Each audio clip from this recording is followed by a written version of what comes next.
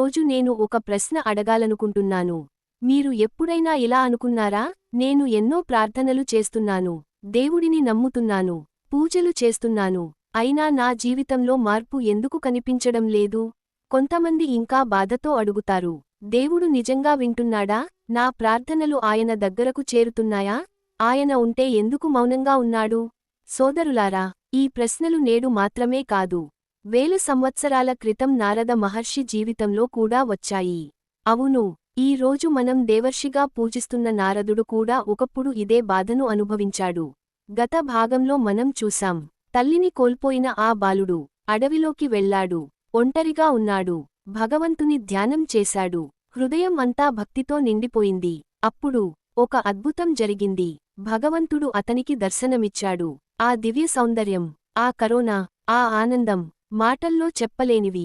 సోదరులారా, భాగవతం చెబుతుంది, ఆ క్షణంలో నారదుడు ప్రపంచాన్ని మర్చిపోయాడు, బాధను మర్చిపోయాడు, ఒంటరితనాన్ని మర్చిపోయాడు, తనను తాను కూడా మర్చిపోయాడు. ఎందుకంటే భగవంతుని అనుభవం ఈ ప్రపంచంలోని ఏ ఆనందానికి పోలిక కాదు. కానీ అక్కడే ఒక ఆశ్చర్యకరమైన విషయము ఒకటి జరిగింది. ఆ దర్శనం ఒక్కసారిగా మాయమైంది. ఊహించండి, ఏళ్ల తరబడి వెతికిన వ్యక్తి ఒక్కసారిగా మీ ముందుకు వచ్చి కొన్ని క్షణాల తరువాత మళ్లీ కనిపించకుండా పోతే ఎలా ఉంటుంది? నారదుడి పరిస్థితి కూడా అలాగే అయింది. అతను మళ్లీ ధ్యానం చేశాడు, మళ్లీ ప్రయత్నించాడు, మళ్లీ భగవంతుని చూడాలని కోరుకున్నాడు. కానీ ఈసారి దర్శనం రాలేదు. ఇక్కడ చాలా మంది నిరాశపడేవారు. ఇంత చేశాను, అయినా దేవుడు కనిపించలేదు అని అనుకునేవారు. కాని అప్పుడు ఆకాశం నుండి ఒక దివ్య స్వరం వినిపించింది. నారదా, ఆ స్వరం భగవంతునిదే. ఈ జన్మలో నీవు నన్ను మళ్లీ చూడలేవు. ఈ మాట విన్నప్పుడు మనకు ఆశ్చర్యంగా అనిపిస్తుంది. ఎందుకు? భక్తితో ధ్యానం చేసిన బాలుడికి ఇంత కఠినమైన సమాధానమా? కాని వినండి, భగవంతుడు తరువాత చెప్పిన మాటల్లో జీవిత రహస్యం దాగి ఉంది.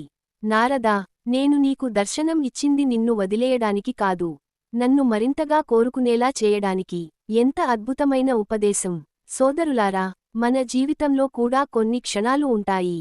ఒకసారి మనకు శాంతి అనుభవం వస్తుంది, ఒకసారి దైవానుభూతి కలుగుతుంది, ఒకసారి ప్రార్థనకు సమాధానం వచ్చినట్లు అనిపిస్తుంది.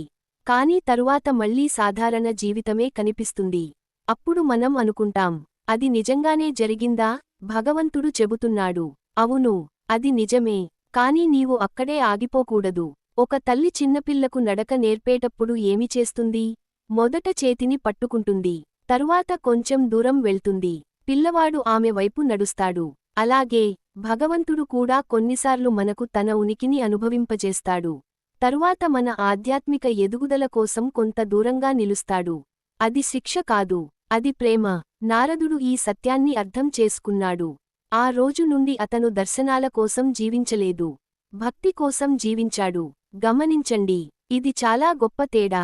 చాలామంది దేవుణ్ణి కోరుతారు, ఎందుకంటే వారికి ఏదో కావాలి. కాని నిజమైన భక్తుడు దేవుణ్ణి కోరడు, ఎందుకంటే అతనికి దేవుడే కావాలి. ఇక్కడి నుంచే నారదుడి జీవితంలో నిజమైన మార్పు ప్రారంభమైంది. సోదరులారా, ఈ రోజు మీ ప్రార్థనలకు వెంటనే సమాధానం రాకపోతే నిరాశపడకండి. మౌనం అంటే దేవుడు వినడం లేదని కాదు, ఆలస్యం అంటే దేవుడు మరచిపోయాడని కాదు. కొన్నిసార్లు ఆయన మనల్ని ఇంకా దగ్గరకు పిలుస్తున్నాడు. వచ్చే భాగంలో ఆ బాలుడు మరణించిన తరువాత ఏమైంది?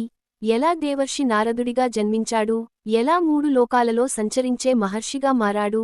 అది తెలుసుకుందాం. జై శ్రీకృష్ణ.